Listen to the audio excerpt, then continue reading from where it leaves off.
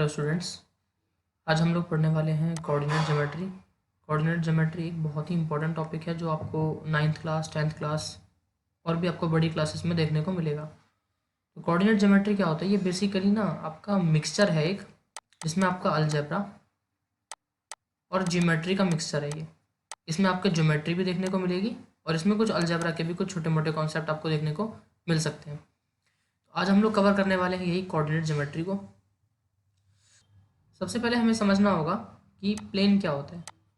तो एक प्लेन की एक बहुत सिंपल डेफिनेशन मैं आपको दूं तो प्लेन एक ऐसा फिगर है जिसमें आपको कुछ ब्रेड्थ देखने को मिले, चौड़ाई जिसको हिंदी में बोलते हैं, और आपको कुछ लंबाई देखने को मिले, लेंथ जिसको इंग्लिश में बोलते हैं। तो आपके पास में अगर लेंथ और ब्रेथ ये दो आपको डायमेंशंस देखने को मिल रही हैं तो उस दो डायमेंशन से बना जो फिगर है उसको आप प्लेन बोल सकते हो।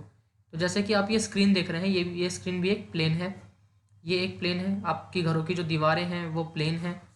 तो जहाँ पर भी आपको लेंथ और ब्रेथ दिखे वो प्लेन होता है। तो अगर आपके पास में कोई 3D फिगर है तो वो प्लेन नहीं है, क्योंकि उसमें 3 आपके डायमेंशंस आ जाएंगी।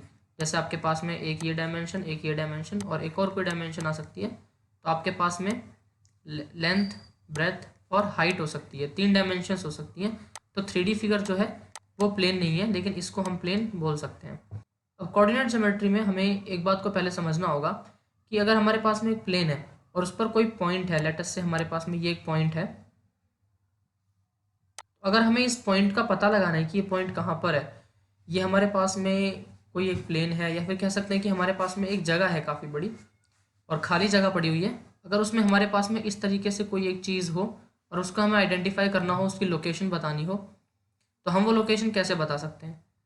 तो हमारे पास में उसकी लोकेशन बताने का तरीका है, यहाँ से यहाँ इस पॉइंट का परपेंडिकुलर डिस्टेंस देख लीजिए और देखिए कि लंबाई में वो परपेंडिकुलर डिस्टेंस जो है इस पॉइंट का, वो लंबाई में कितनी दूर है फ्रॉम द इनिशियल पॉइंट। तो लेट अस से यहाँ से x1 दूरी पर है ये, और इसी तरीके से एक परपेंडिकुलर आप यहाँ से ड्रॉ कीजिए, सीधा परपेंडिकुलर, और आप चेक कीजिए कि ये चौड़ाई में यहाँ से यहाँ तक का कितना है। तो आपके पास में ये चौड़ाई में जितना भी हो वो, इसको आप कुछ भी नाम दे दो, y1। तो आपके पास में अगर इस पॉइंट को लिखना है तो आप इस पॉइंट को लिख सकते हो इसकी लंबाई यानी कि x और इसकी चौड़ाई यानी कि y। तो अगर आपने ये बता दिया किसी को तो फिर कोई भी इसकी लोकेशन पता लगा सकता है। लेट अस से आपने किसी पॉइंट की लोकेशन दी है 20,30, तो हमें पता है कि हमें अगर ये सिस्टम, हमें कोऑर्डिनेट ज्योमेट्री आती है तो हम उससे लोकेशन इसकी फाइंड कर सकते हैं। तो ये जो कोऑर्डिनेट्स हैं दैट इज़ 20 एंड 30, तो अगर हम इसको अगर हमें बोले कि इसको लोकेशन आपको बतानी है तो हम कोई भी एक लाइन लेंगे और उससे 20 पॉइंट्स लेंथ ले लेंगे और 30 पॉइंट्स ब्रेड्थ ले लेंगे। लेट अस से यहाँ पर 30 है, फिर हम यहाँ से परपेंडिकुलर डिस्टेंस ड्रॉ करेंगे और यहाँ से परपेंडिकुलर ड्रॉ करेंगे। जहाँ पर ये दोनों परपेंडिकुलर मीट करेंगे वही पॉइंट हो जाएगा 20,30। तो यानी कोऑर्डिनेट ज्योमेट्री हमें हेल्प करेगी किसी भी पॉइंट को या किसी भी ऑब्जेक्ट की लोकेशन आइडेंटिफाई करने में। इसका एक आपको बेसिक एग्जांपल दूं तो आपने जो गूगल मैप्स काम करते हैं वो काम करते हैं, आपने जियोग्राफी में भी पढ़ा होगा, एल्टीट्यूड्स एंड लॉन्गिट्यूड्स पर। तो ये एल्टीट्यूड्स और लॉन्गिट्यूड्स क्या है? तो ये कोऑर्डिनेट्स होते हैं किसी भी लोकेशन के। तो अगर इतने बड़े अर्थ पर आपको कोई लोकेशन देनी है, कोई अगर आपका कोई ओशियन है या ऐसी जगह जहाँ पर आप नॉर्मल कोई रोड मैप नहीं बता सकते, आप कोई सिंबल नहीं बता सकते, लैंडमार्क नहीं बता सकते, तो वहाँ पर आप कोऑर्डिनेट सिस्टम का यूज़ कर सकते हैं। तो उन कोऑर्डिनेट्स को बता करके एग्जैक्ट लोकेशन पता लगाई जा सकती है।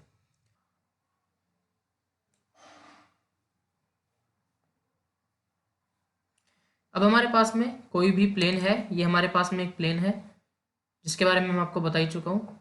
अगर इस प्लेन के मैं कुछ सेक्शंस बना दूँ, अगर मैं इसके कुछ हिस्से कर दूँ तो ये कुछ ऐसा दिखेगा।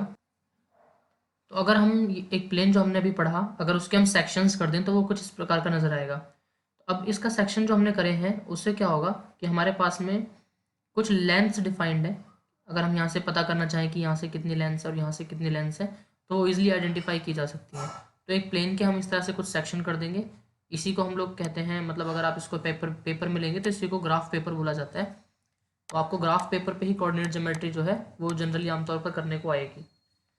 तो इसमें क्या होता है कि ये एक प्लेन है, अगर मैं इस प्लेन के 4 बराबर बराबर हिस्से कर दूं, तो अगर मैंने इस प्लेन के इस तरीके से बराबर हिस्से कर दिए या हिस्से कर दिए, तो आप देखोगे कि 2 लाइन का यूज़ करके मैंने इसे 4 भागों में इस प्लेन को बांट दिया। तो ये वाला जो प्लेन का ये वाला जो हिस्सा है और जितने भी ये 4 हिस्से बने हैं, इन सब हिस्सों को बोला जाता है क्वाड्रेंट्स।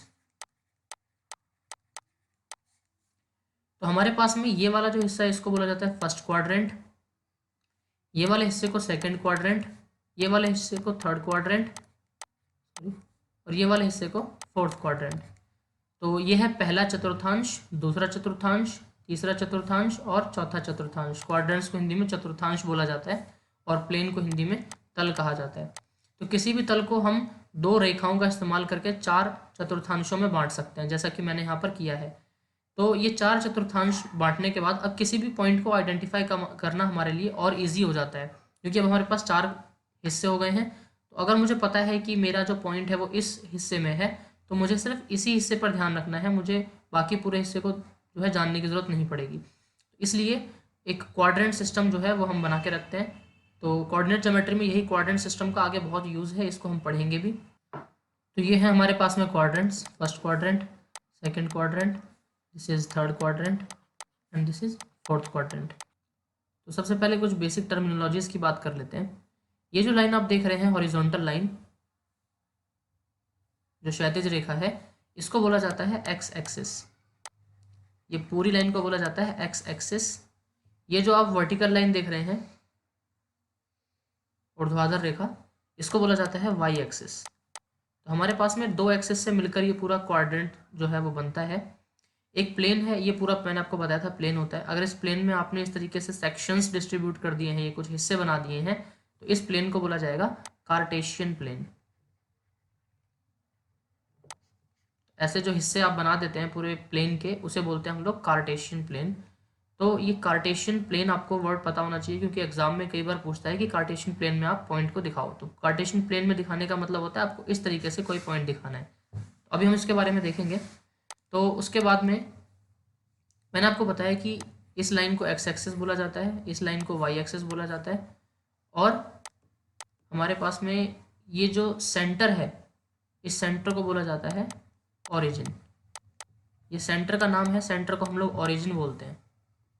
अगर आपके पास में एक्स एक्सिस पर कोई भी पॉइंट है, तो एक्स एक्सिस का एक नाम और भी है जिसको बोला जाता है एब्सिसा,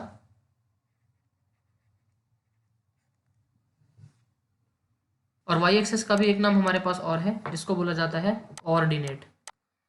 तो हमारे पास में ऑर्डिनेट मतलब वाई एक्सिस और एब्सिसा मतलब एक्स एक्सिस। तो इन टर्मिनोलॉजीज का आप ध्यान रखेंगे खास, क्योंकि एग्जाम्स में कई बार पूछे जा सकते हैं कार्टेशियन प्लेन क्या है, एब्सिसा क्या है, ऑर्डिनेट क्या है। तो ऑर्डिनेट मतलब y axis, abscissa means x axis, origin means centre जो आपका पॉइंट है जहां पर आपका एब्सिसा और ऑर्डिनेट ये दोनों इंटरसेक्ट करते हैं, उसे बोलते हैं हम ओरिजिन। तो ओरिजिन आप अगर देखें तो ये जो एक्स एक्सिस है ये एक नंबर लाइन है, जहां पर 0 1 2 3 4 5 6 इस तरीके से नंबर्स ड्रॉन है।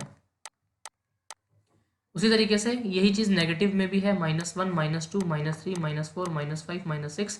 तो ये आगे इसी तरीके से है, क्योंकि इस तरफ सारी नेगेटिव वैल्यूज़ हैं एक्स की, इसलिए इसको माइनस ऑफ एक्स कहा जाता है। इस तरफ सारी पॉजिटिव वैल्यूज़ हैं, इसलिए इस तरफ प्लस ऑफ एक्स कहा जाता है। ऊपर भी आप देखें तो सारी पॉजिटिव वैल्यूज़ हैं वाई की, इसलिए इसे पॉजिटिव वाई लिखा जाता है। और नीचे आप देखें तो सारी नेगेटिव वैल्यूज़ हैं वाई की, इसलिए माइनस ऑफ वाई लिखा जाता है। तो इसमें आप देखें तो जो सेंटर पॉइंट है, इसमें एक्स की वैल्यू अगर आप देखें तो 0 है, और वाई की वैल्यू भी आप देखें तो देखिए यहाँ पर 1 है, यहाँ -1 है, बीच में 0। तो ओरिजिन का मतलब होता है जहाँ पर एक्स भी 0 हो और वाई भी 0 हो।